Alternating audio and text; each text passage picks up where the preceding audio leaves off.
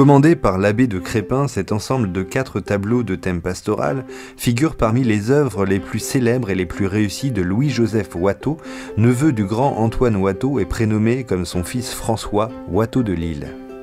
Ces œuvres donnent à voir différentes scènes de la vie quotidienne à la campagne, selon une conception très idéalisée de la paysannerie largement partagée par la bourgeoisie du XVIIIe siècle.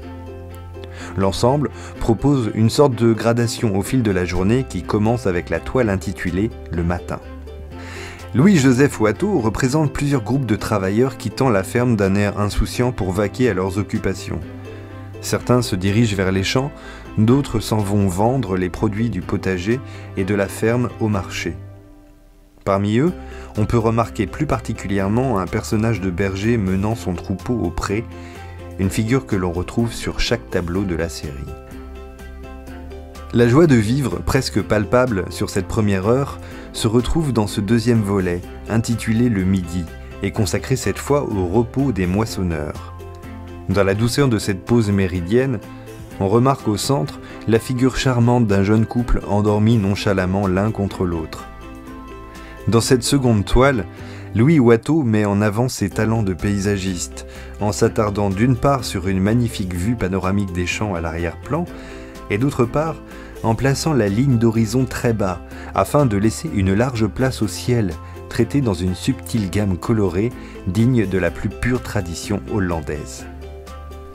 L'atmosphère change radicalement dans le troisième opus de cette série. Aussi appelé l'orage, cette nouvelle scène nous ramène à la réalité de la nature sublime et rude à la fois. Le paisible ciel bleu devient sombre et tourmenté, le vent courbe les arbres, l'orage approche, il faut vite rentrer les récoltes.